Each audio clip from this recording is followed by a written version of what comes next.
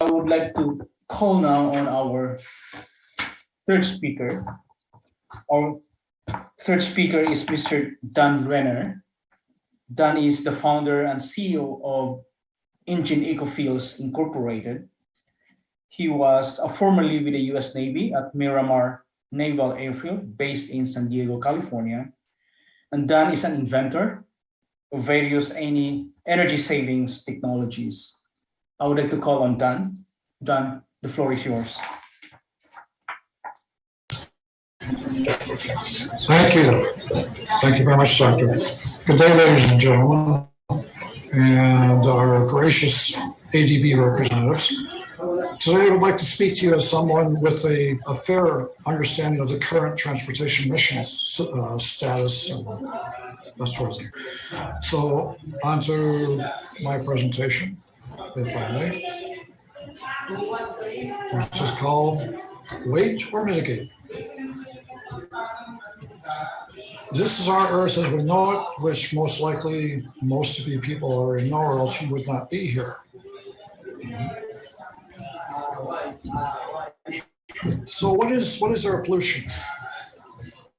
These are quotes all from the US EPA, the WHO, including the fact that carbon dioxide causes global warming, but also that black carbon causes a tremendous amount of global warming and causes around 7 million people, they're quoted as early deaths per year. So,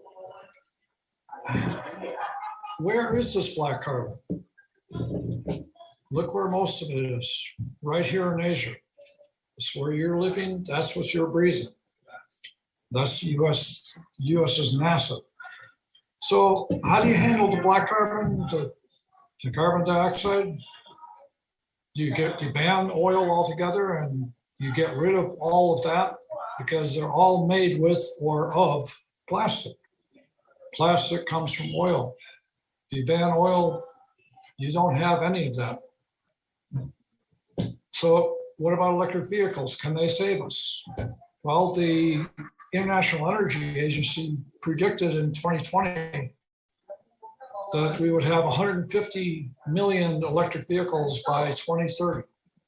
That is a 0.0% of a cut in the world's CO2 emissions.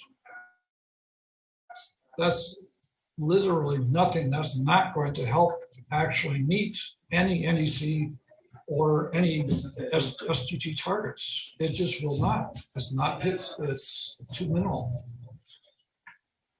So what about a bridge solution?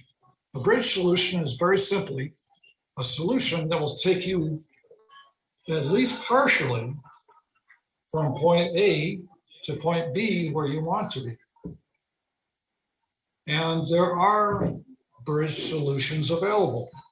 I can't speak for the others, but also I'll go ahead and speak for ours. But there are many available. Ours, for example, this is the results from the Philippine Department of Science and Technology's Environmental Technology Verification Testing.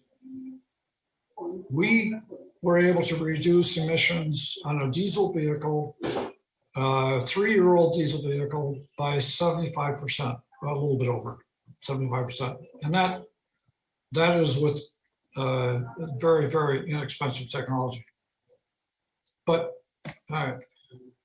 So in this country, the Philippines, which is where I live right now, the country for the standard opacity test is 2.0. We've gotten vehicles down as low as 0.15. That is almost no black carbon whatsoever. To give you an idea on the CO2, in a bridge solution and buying an EV, a standard electric vehicle costs $50. If you replace one combustion vehicle with one electric vehicle, you're going to reduce emissions by 4 tons of CO2 per year. That's the average. So those 4 tons of CO2 per year, you buy 100 electric vehicles, you've reduced 400 tons of CO2 per year. You, for the same cost, exact same costs, you could reduce 220,000 tons in 1 year. And that will last for a minimum of 5 years. So, to put it bluntly, if you want to reduce NDCs, if you want to reduce emissions, you want to reduce carbon, you want to reduce black carbon, you have a choice.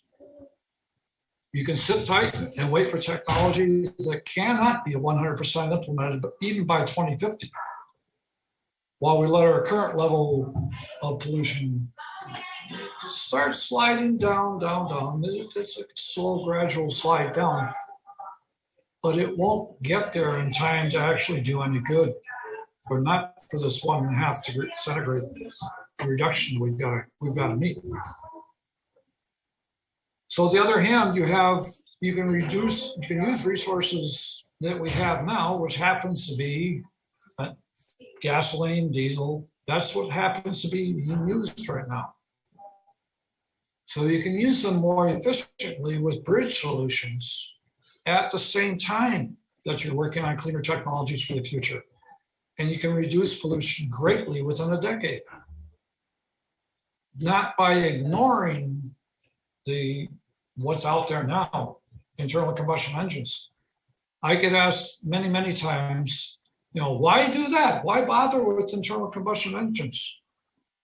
Well, that 150 vehicles that the International Energy Agency predicts at best will be out by 2030 it's about 2% of the total 2 billion vehicles on the planet, which leaves 98% of the vehicles still polluting by 2030. Why would you not do something about that rather than ignore it? So within a decade, yes, we can reduce pollution greatly, or you can wait. The end result, the final question in my presentation is, if you want to really reduce NDCs, if you want to really reduce carbon, you want to really reduce black carbon, are you going to wait or are you going to mitigate? And with that, I will leave you with my presentation.